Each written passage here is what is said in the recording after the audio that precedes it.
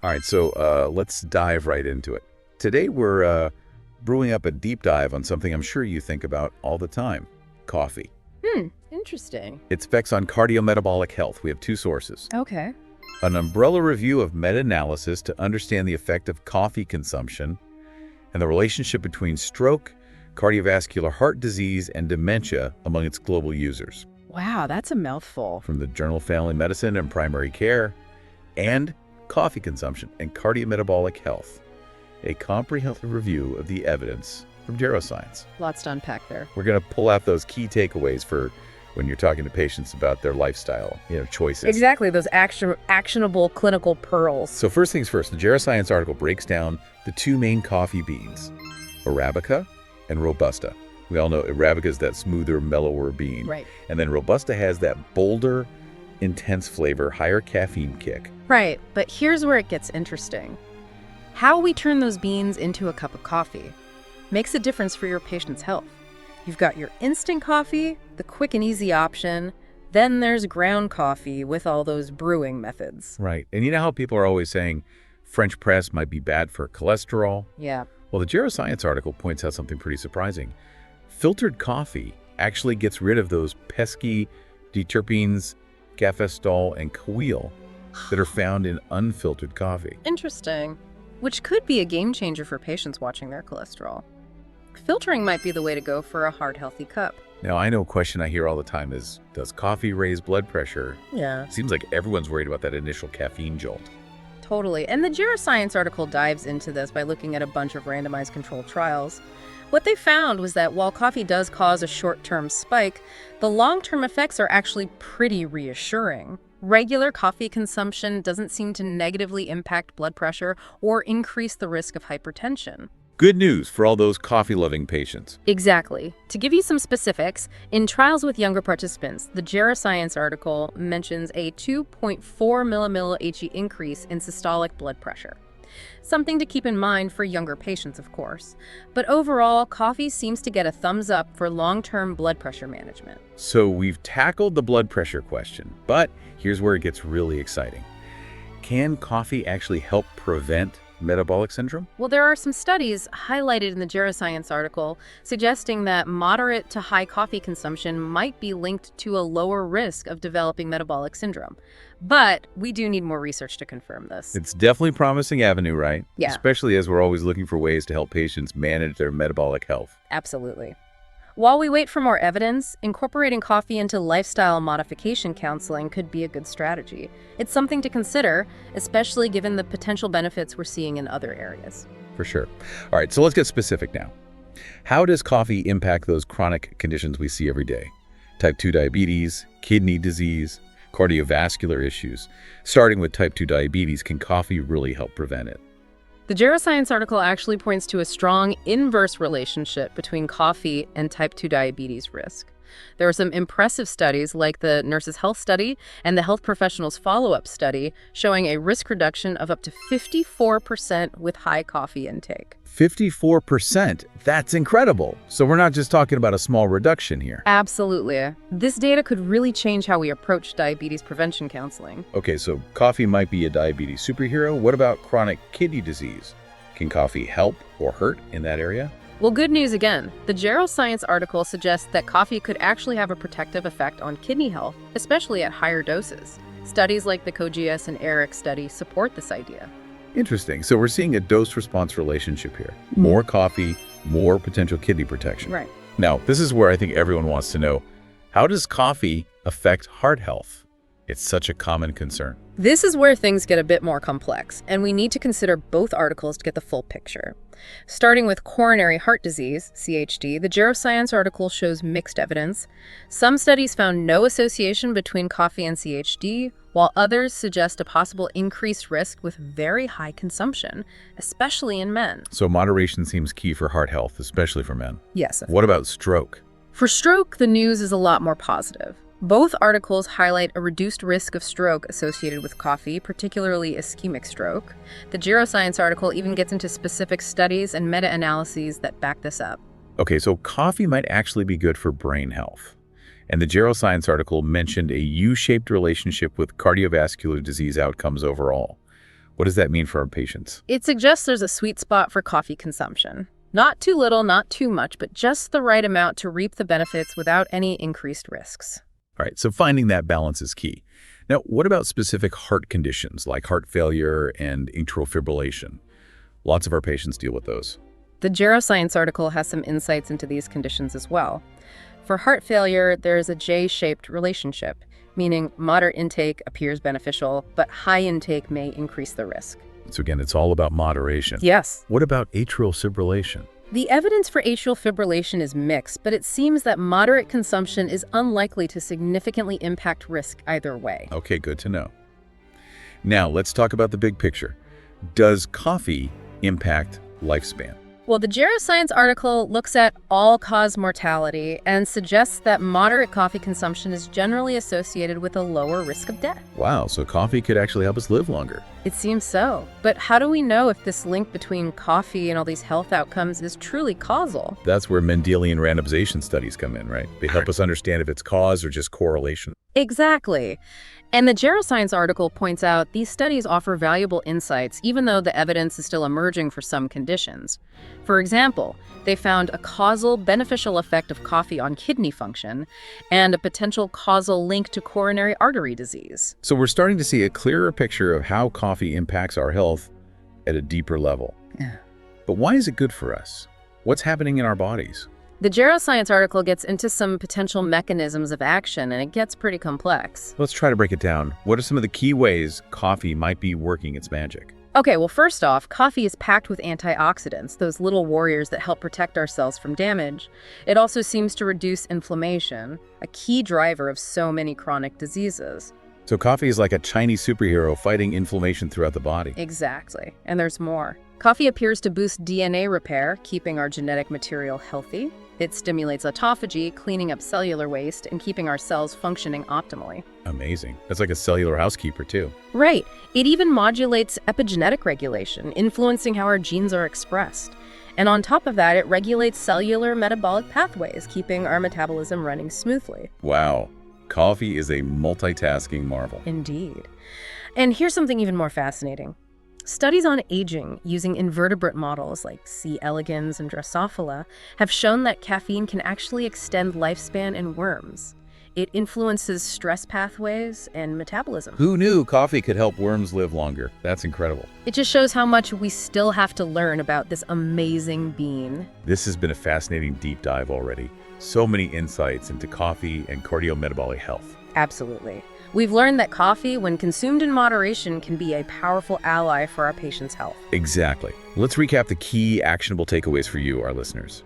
Coffee consumption may offer protection against type 2 diabetes, chronic kidney disease, stroke, and potentially even metabolic syndrome, especially at moderate to high levels. And while coffee can cause those short-term blood pressure increases, long-term consumption doesn't seem to negatively impact blood pressure or hypertension risks. Right.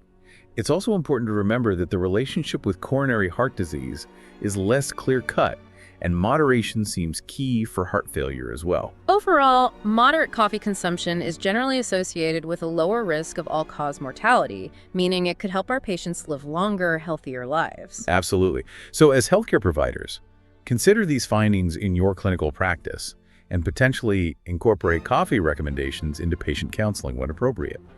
But don't stop there. We want to leave you with a provocative thought. Could specific coffee compounds like chlorogenic acid be developed into targeted therapies for cardiometabolic diseases? Now that's something to ponder. Definitely. All right, we've covered a lot of ground already. Yeah. But there's still so much more to explore. You bet. Let's shift gears now and talk about some potential downsides of coffee consumption and how to approach those in your practice. Great idea. We want to give you a balanced perspective, right? Exactly. Stay tuned. So, we've talked about all the amazing potential upsides of coffee, but like with anything, there are some downsides to consider. It's all about balance, right? Right. We can't just tell everyone to start chugging espresso all day long. Ah. What are some things clinicians should be aware of when it comes to coffee's potential downsides? Well, the Geroscience article does a good job outlining those potential adverse effects. Too much caffeine can lead to things like, anxiety, insomnia, digestive issues. And of course, not everyone reacts to caffeine the same way. Makes sense. Some people are just more sensitive to it. So listening to your body and knowing your limits are key. What about pregnant women? That always comes up in my practice. Definitely an important consideration. The Geroscience article points to recommendations to limit caffeine intake during pregnancy, as high levels could pose risks to the developing fetus. Okay, so pretty standard advice there. Anything else clinicians should be aware of? There's some interesting research highlighted in the Geroscience article about bone health. Some studies have linked coffee to lower bone mineral density, Okay. but others haven't found a strong connection. More research is needed on that front. So the jury's still out on the bone health connection. Are there any other potential downsides to be aware of? Caffeine dependence and withdrawal are also things to consider.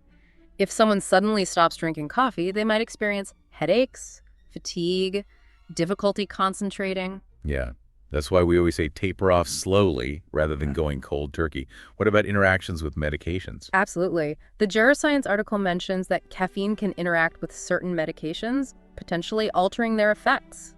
It's always a good idea to advise patients to discuss their coffee consumption with their doctor or pharmacist, especially if they're taking any medications. Right, that open communication between providers and patients is so crucial. Okay, so we've talked about the potential benefits of coffee, the possible downsides, and even that idea of coffee compounds becoming future therapies. But let's bring it back to the everyday clinical setting. What are some practical tips for clinicians to help guide their patients when it comes to coffee? Great question.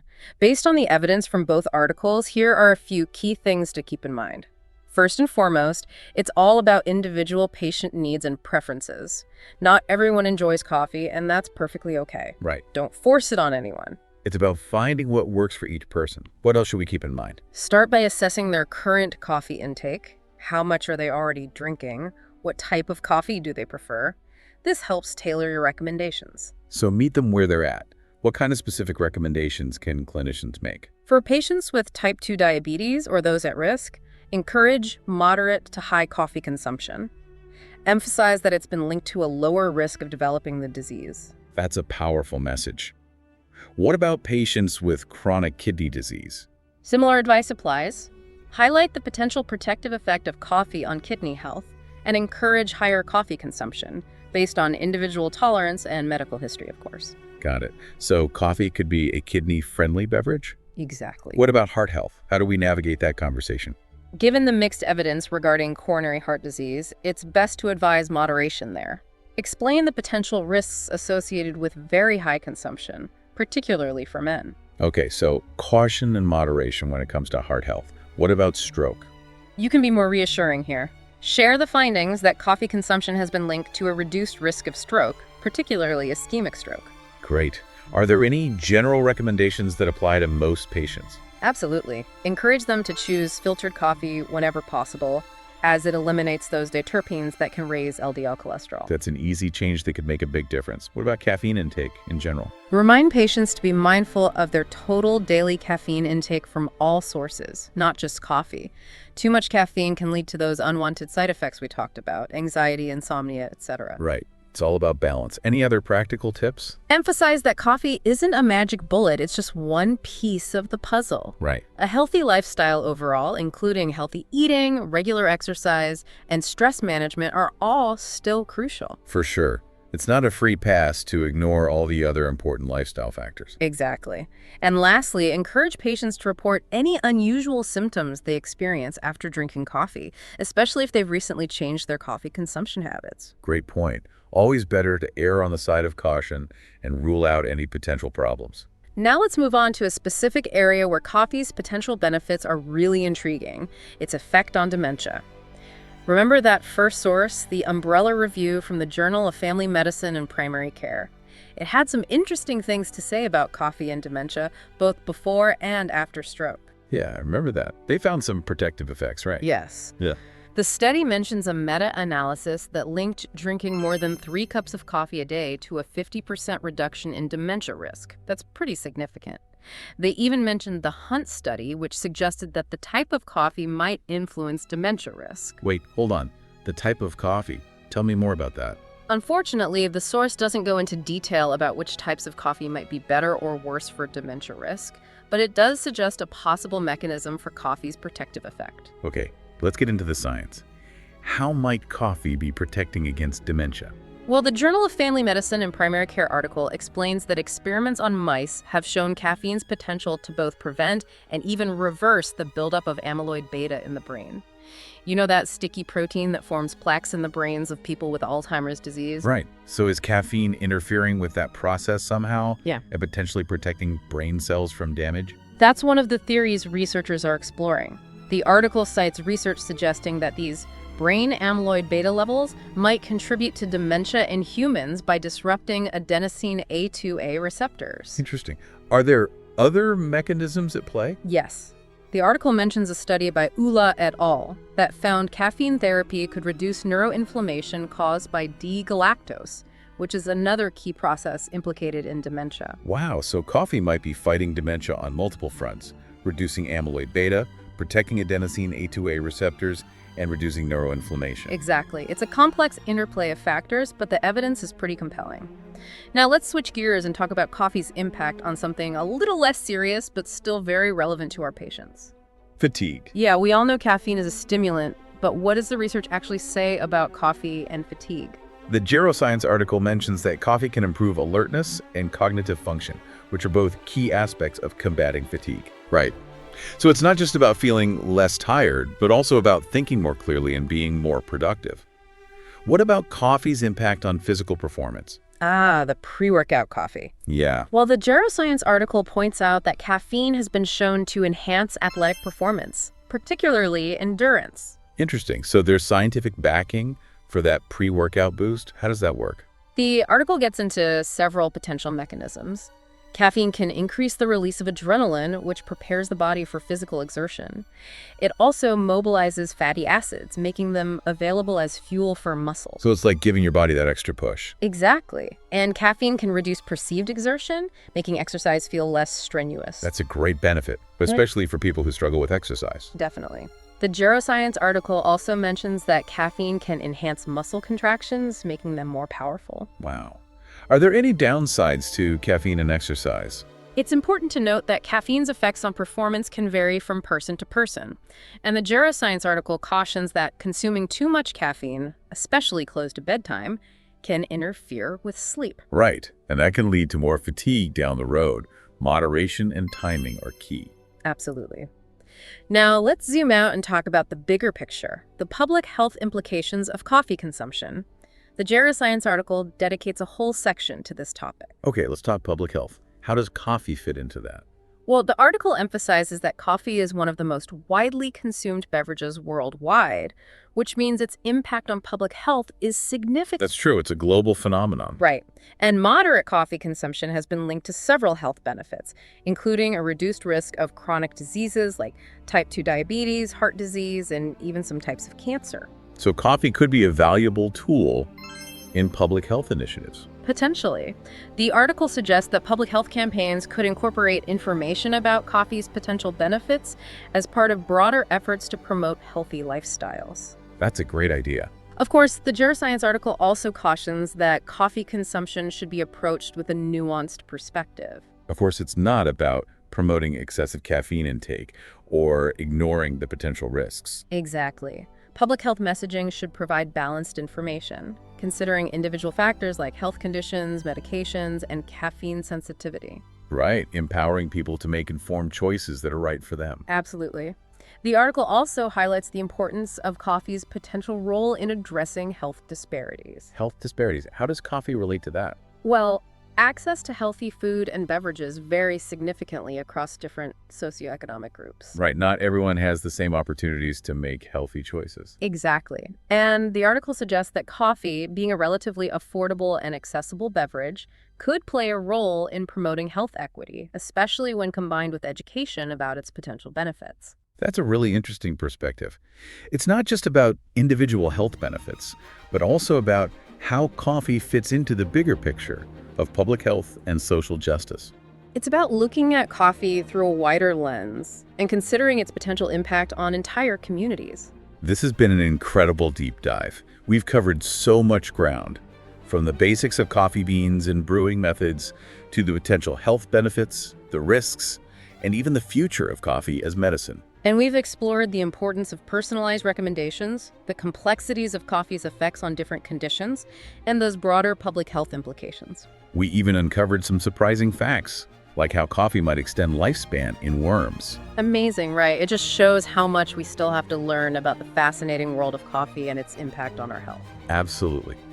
Now, before we wrap up, let's talk about something that's super important in scientific research: transparency. Totally. Transparency is key for building trust in research findings and ensuring that everything's done ethically and responsibly. Exactly. And both of our source articles for this deep dive do a great job of demonstrating transparency in a few key ways. For instance, both articles provide clear and detailed information about their methodology, including their search strategies, inclusion and exclusion criteria, and statistical analyses. That way, readers can understand how the researchers arrived at their conclusions and evaluate the strength of the evidence presented. So we can critically assess the research and determine how reliable it is. Precisely. Both articles also clearly state their funding sources and any potential conflicts of interest, which is really important for ensuring transparency. It's about being upfront and honest about any potential biases. Absolutely. And both articles go a step further by providing comprehensive bibliographies, listing all the studies they cited. This allows us to delve deeper into the research if we want to. That's fantastic. It makes the research process open and accessible to everyone. Exactly. This commitment to transparency is crucial for advancing scientific knowledge and ensuring that research findings are trustworthy and reliable. It's about building trust between researchers, healthcare providers, and the public. And that trust is essential for translating these scientific discoveries into practical applications that benefit everyone. Okay, so we've covered a lot of ground today, but before we sign off, we want to leave you with a final thought-provoking question. Always love a good brain teaser. What do you have for us? Well, we talked about the potential for specific coffee compounds, like chlorogenic acid, to be developed into targeted therapies. But what if we took that idea a step further? Hey, I'm listening. What if, instead of just extracting those compounds, we explored the possibility of personalized coffee blends tailored to specific health needs? Personalized coffee blends. That's an interesting idea. Imagine your doctor prescribing a specific coffee blend designed to optimize your heart health, boost your cognitive function, or even help manage your blood sugar. It's like personalized medicine, but with coffee. Exactly. Of course, this is all still pretty futuristic. The science of coffee personalization is still in its early stages. Right. We need a lot more research to understand how different coffee varieties, roasting methods, and brewing techniques impact the levels of beneficial compounds and how those compounds interact with each person's metabolism. Absolutely. But it's a pretty amazing possibility, right? It is. A future where our daily cup of coffee could be a delicious and personalized dose of preventive medicine. And that's a future worth exploring. Disclaimer and bibliography in the description. Thanks for joining us on this deep dive into the world of coffee and cardiometabolic health. What are your thoughts? Have you incorporated coffee recommendations into your patient counseling? Share your experiences in the comments. It really is a future where coffee isn't just a beverage, but a powerful tool for optimizing our health. Yeah, that's something to look forward to. Definitely. And all this talk about coffee's potential has got me thinking about the bigger picture, What do you mean? Well, we've focused a lot on the individual health benefits, but what about the environmental and social impact of coffee production? That's a whole other deep dive. That's a great point. Things like fair trade practices, sustainable farming, the impact on coffee growing communities, those are all super important. Exactly. And as healthcare providers, we have a responsibility to advocate for ethical and sustainable practices, not just for our patients' health, but for the health of the planet and its people. Absolutely. We need to think about the entire journey of that coffee bean. Yeah. From the farm to our cup. Right. And make sure we're supporting practices that are good for everyone involved. So as we wrap up this deep dive on coffee and cardiometabolic health, let's all commit to not only using this knowledge to guide our patient counseling, but also to being informed consumers and advocates for a more sustainable and equitable coffee industry. Couldn't have said it better myself. Disclaimer and bibliography in the description. Thanks for joining us. And that's a wrap on our deep dive into coffee and cardiometabolic health. We've covered a ton of ground today, from the science behind coffee's effects on our bodies to practical tips for incorporating coffee into your patient counseling. Be sure to check out the show notes for a full list of the studies we discussed and some additional resources. What are your thoughts? Have you incorporated coffee recommendations into your patient counseling? Share your experiences in the comments, We'll see you next time for another deep dive into the latest medical research.